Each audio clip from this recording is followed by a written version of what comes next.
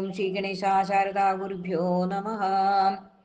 സദാശിവസമാരംഭാം വ്യാസശങ്കരമധ്യമാം അസ്മദാചാര്യപര്യന്താം വന്ദേ ഗുരുപരമ്പരാം. ശ്രീ ഗുരുവായൂരപ്പാ ശരണം, ശ്രീ ഗുരുവായൂരപ്പാ ശരണം, ശ്രീ ഗുരുവായൂരപ്പാ ശരണം. ശ്രീഹരിയം ഒരു നിഴൽ നാരായണീയം, ദശകം 38, ശ്രീകൃഷ്ണാവതാരം.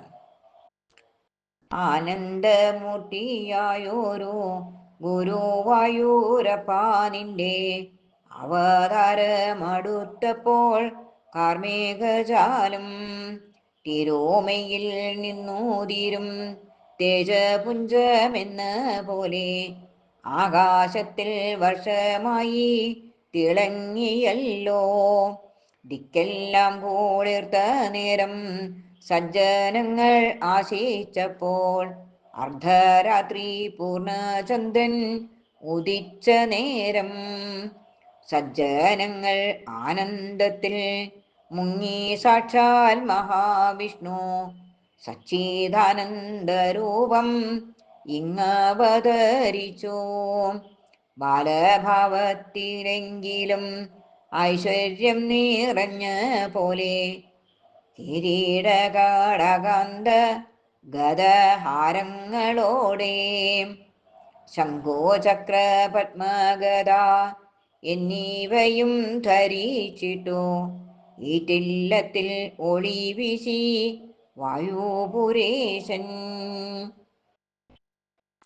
വസുദേവാപുത്രാദേവൻ തൻ്റെ മാറിലമരുന്ന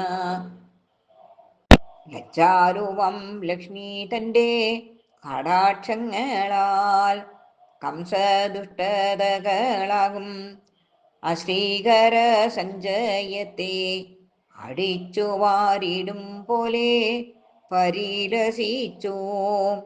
ജിതേന്ദ്രിയരായിടുന്ന മാമുനികൾ സ്തുതിക്കുന്ന അവിടുത്തെ തിരുമേനി കണ്ട സമയം ഗദ്ഗദകണ്ഠത്തോടെയും നിറഞ്ഞ മിഴിയോടെയും വാസുദേവൻ വാഴ്ത്തി മെല്ലെ സ്തുതി തുടങ്ങി.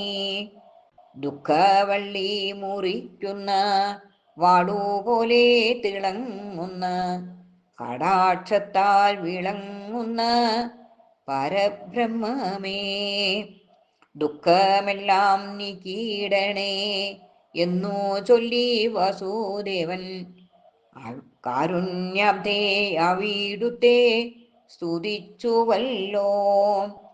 സന്തോഷാശ്രു പൊഴിച്ചോരാ മാതാവാകും ദേവഗീതൻ സ്തുതി കേട്ടു ദേവദേവൻ സന്തോഷിച്ചല്ലോ.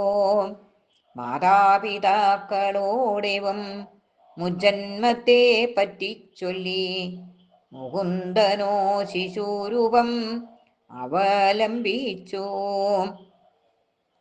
ശൂരസൂനു വാസുദേവൻ ഭഗവാന്റെ ഇച്ഛ പോലെ നന്ദഗോപപുത്രിയുമായി വെച്ചു മാറാനായി ശുദ്ധ സത്വസ്വരൂപനം ഭഗവാനെ കയ്യിലേന്തി നന്ദഗോപഗൃഹം തേടി മെല്ലെ നടന്നു.